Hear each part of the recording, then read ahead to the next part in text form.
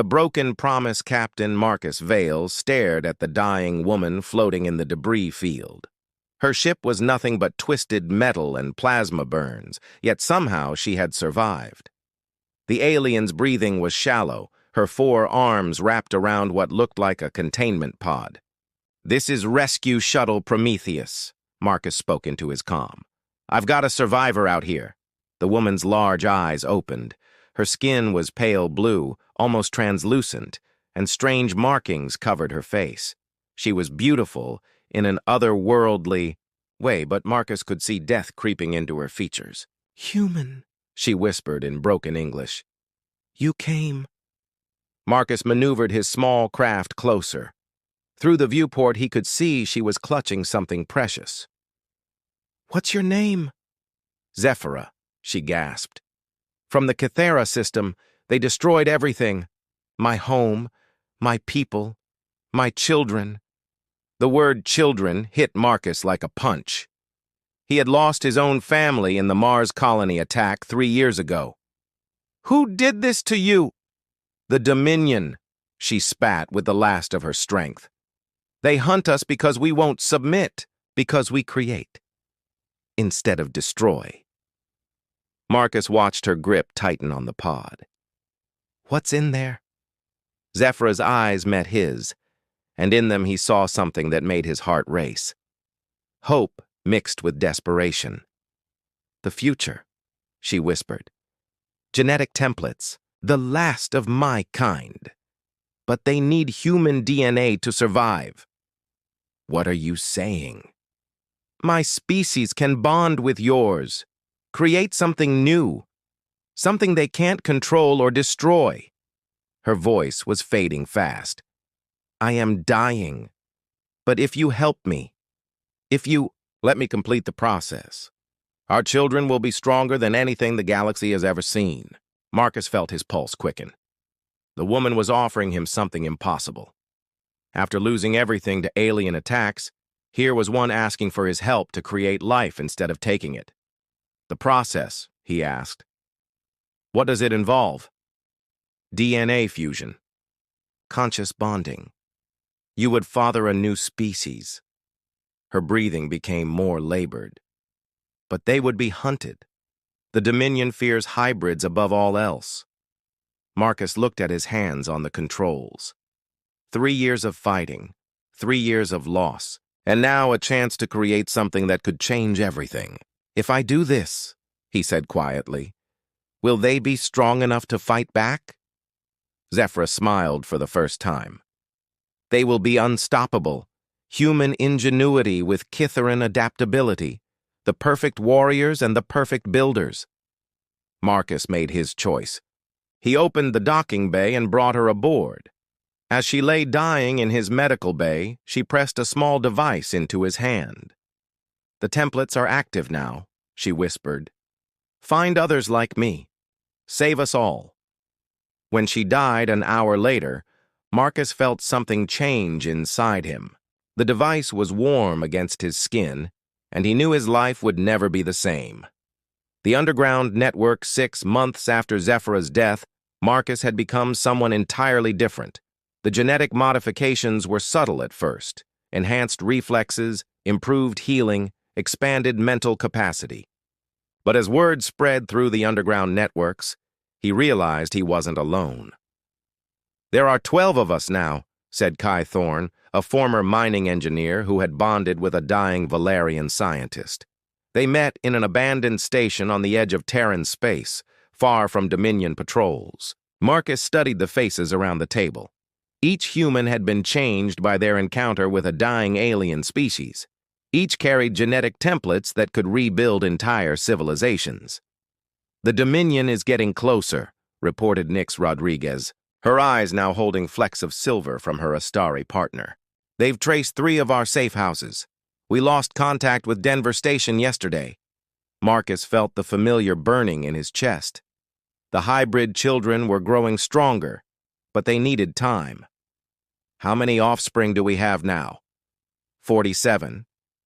"Confirmed births across all colonies," Kai answered. "But Marcus, you need to see something." He activated a holographic display showing a star map. Red markers indicated Dominion fleet movements, but there was something else. Clusters of green dots spreading outward from human space. What am I looking at? Refugee fleets, Nix explained. Word is spreading through the galaxy. Species facing extinction are seeking us out. They know what we're doing. Marcus absorbed this information. What had started as a desperate attempt to save one dying woman was becoming something much larger. How many species have made contact? 17 confirmed. More every day. Kai leaned forward. Marcus, they're not just asking for help. They're offering alliance, technology, resources, knowledge, everything they have left. Because they know the Dominion will come for us eventually, Marcus said. They're already coming, Nix warned. Admiral Voss has been reassigned to hunt hybrid settlements specifically. He's got authorization to use orbital bombardment. Marcus felt the hybrid instincts surge. The children scattered across human space were more than just offspring. They were the future of multiple species.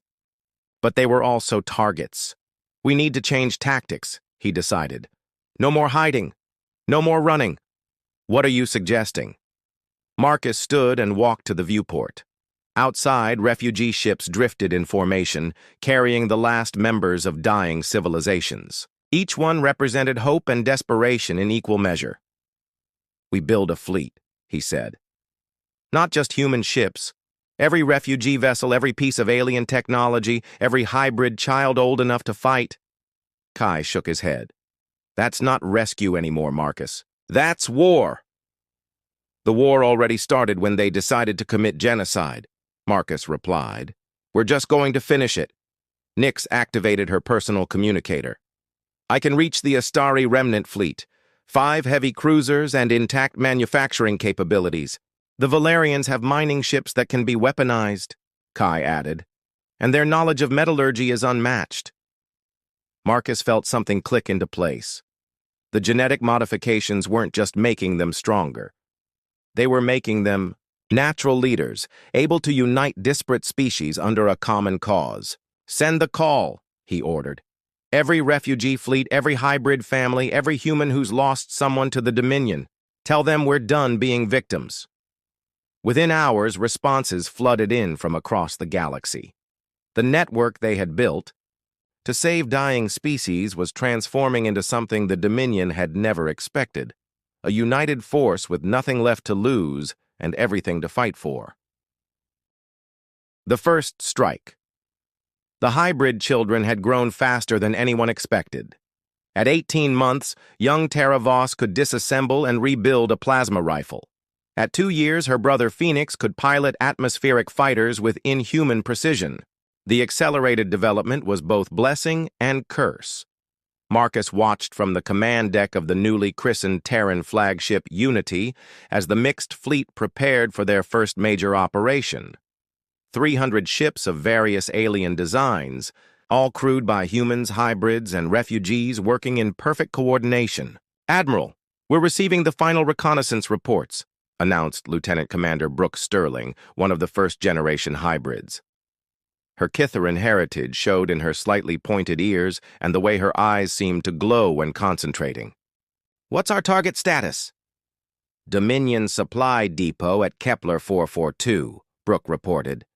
Lightly defended, but it's their primary staging ground for the genocide fleets. If we take it out, we disrupt their operations across 7 sectors. Marcus nodded. The choice of target had been strategic. Not a massacre, but a clear message that humanity and its allies would no longer tolerate systematic extinction. Hybrid squadrons, report status, Marcus called out. Phoenix wing ready, came the young voice of Tara's older brother. At barely 3 years old, he commanded a squadron of 20 modified fighters. The genetic acceleration meant hybrid children reached adult mental capacity while retaining the fearlessness of youth. Stormwing standing by, reported another hybrid pilot. All systems green. Marcus felt a surge of pride mixed with horror. These children should be playing with toys, not preparing for interstellar combat. But the Dominion had forced this choice on all of them. "Begin the assault," Marcus ordered. The mixed fleet moved like a single organism. Astari ships provided long-range support, while Valerian mining vessels punched through the station's defensive barriers. Human fighters, piloted by hybrids with impossible reflexes, swept aside the automated defenses. But it was the ground assault that truly showed what they had become. Marcus led the boarding party personally, moving through the station corridors, with enhanced speed and awareness. Behind him, hybrid soldiers barely old enough to walk operated with the tactical precision of seasoned veterans. "Contact!"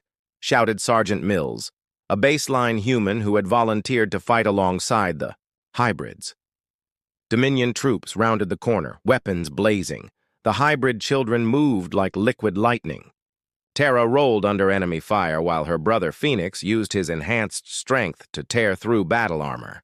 In seconds, what should have been a deadly firefight became a rout. "Sector 7 clear," Brooke reported over the comm. "We've secured the command center."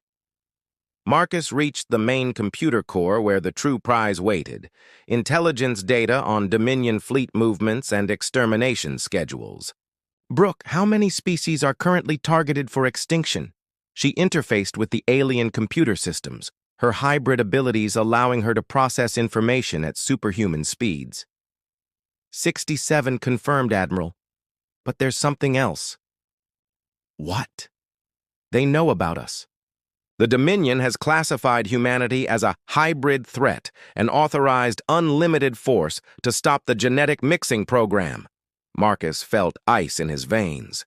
"Meaning?" "They're coming for Earth, sir. Full battle fleet, planet killer weapons authorized. Around him, the hybrid children continued their work with deadly efficiency. They had won this battle decisively, but the war was about to escalate beyond anything they had imagined. "How long do we have?" 6 weeks, maybe 7. Marcus looked at Terra and Phoenix, barely out of diapers but already hardened warriors. The Dominion had forced them to grow up too fast, to become weapons instead of children. "Then we'd better make sure Earth is ready," he said grimly.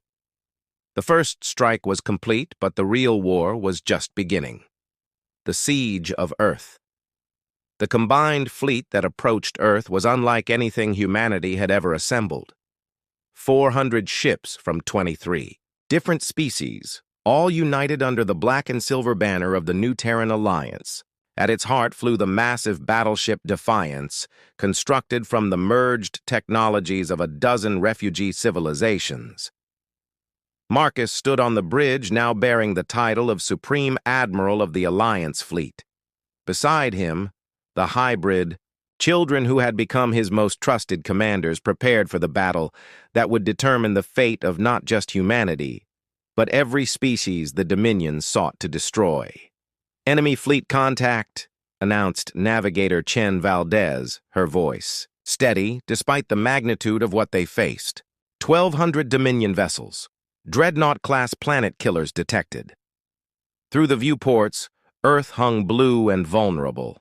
8 billion humans had no idea that their world was about to become the center of a galactic war. "Terra, report on defensive positions," Marcus ordered. The young hybrid, now physically 4 but mentally equivalent to a seasoned military strategist, manipulated the tactical display with fluid movements. "Lunar defense platforms are online. Mars garrison fleet is moving to intercept position. Asteroid belt mining stations have been converted to weapons platforms. Phoenix, status on the hybrid wings?"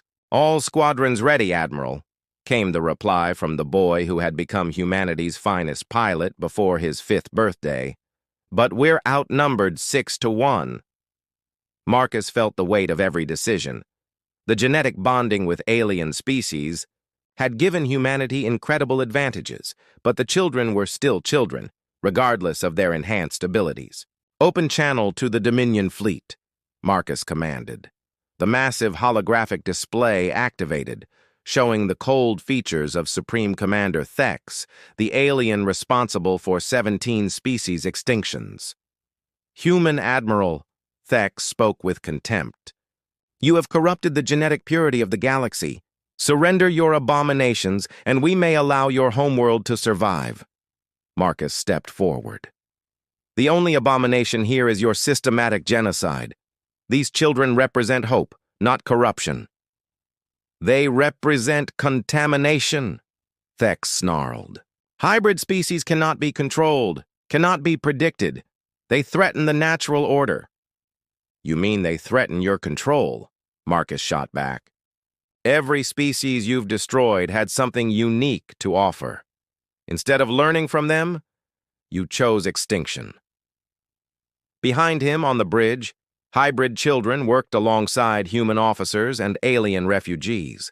The cooperation was seamless, natural, as if different species had always been meant to work together. "Enough," Thex declared. "Begin orbital bombardment. Eliminate the hybrid breeding ground." The channel closed, and space erupted into warfare. The Dominion fleet moved in perfect formation, their weapons systems designed to crack planets and exterminate entire ecosystems. But the Alliance fleet had advantages the enemy hadn't anticipated. "Astari vessels, initiate quantum displacement," Marcus ordered. The refugee ships vanished from normal space, reappearing behind the Dominion line in a maneuver, impossible for non-hybrid crews to coordinate. "Valerian mining ships, target their power cores," Terra commanded from her position at tactical. Modified industrial vessels, armed with equipment designed to slice through asteroids, began systematically dismantling Dominion dreadnoughts. But it was the hybrid fighters that truly turned the tide. Phoenix led his squadron through impossible maneuvers, their enhanced reflexes allowing them to dodge weapons fire that would have vaporized normal pilots. They moved like a school of fish, individual actions creating a collective intelligence that overwhelmed enemy targeting systems. "Direct hit on the flagship," Brooke reported. "Their command structure is compromised." Marcus watched as the battle raged around Earth's orbital space. Dominion ships fell one by one, but the cost was high. Alliance vessels were burning, and he could see the names of fallen friends scrolling across the casualty reports. "Admiral," Terra called out urgently, "the remaining Dominion ships are forming up for a final assault. They're targeting the planet directly." Through the chaos of battle, Marcus saw 12 massive vessels breaking through the defensive lines, their planet-killer weapons charging for a direct strike on Earth's surface. "All remaining ships, intercept course," Marcus ordered. "We stop them here, or humanity dies." The final phase of the battle was about to begin, and everything they had fought for hung in the balance. Birth of an empire. The planet-killer weapons charged with energy that could crack continents, but the Alliance fleet threw everything they had into the final desperate assault. Hybrid children, some barely able to walk, sat in fighter cockpits, executing maneuvers that defied physics. Marcus felt the hybrid modifications surge through his system as he took direct control of the Defiance's weapons array. Around him, the bridge crew worked with superhuman coordination, their various alien genetic enhancements creating a collective intelligence greater than the sum of its parts. "Target the lead dreadnought," Marcus commanded. "Full power to forward batteries." The massive ship shuddered as every weapon system fired simultaneously. The Dominion vessel's shields flared and collapsed, but there were still 11 others converging on Earth. "Phoenix Squadron, suicide run on the second dreadnought," came the young pilot's voice over the comm. "Negative," Marcus replied sharply. "You're children, not weapons." "We're what you made us to be," Phoenix responded with wisdom far beyond his years. "And what we choose to be is humanity's protectors." Before Marcus could stop them, the hybrid fighters dove straight into the heart of the enemy formation. Their small ships, enhanced with technologies from a dozen species, tore through armor plating with impossible precision. One by one, the planet killers fell, but the cost was devastating. Half the Alliance fleet was gone, and many of the hybrid children would never see their 6th birthdays. Final enemy vessel destroyed, Brooke reported, her voice hollow with exhaustion and loss. Marcus looked at the debris field that had been the most powerful fleet in the galaxy. They had won, but at a price that would echo through generations. "Open a channel to all Alliance vessels," Marcus ordered. Across the surviving fleet, faces appeared on the communication array. Humans, aliens, and hybrids, all bearing the scars of a war that had transformed them forever. "Today we didn't just defend Earth," Marcus began. "We proved that cooperation is stronger than conquest. That diversity creates strength, not weakness." He paused, looking at the young faces of the hybrid children who had fought with the courage of heroes. The Dominion believed that purity meant strength. They were wrong.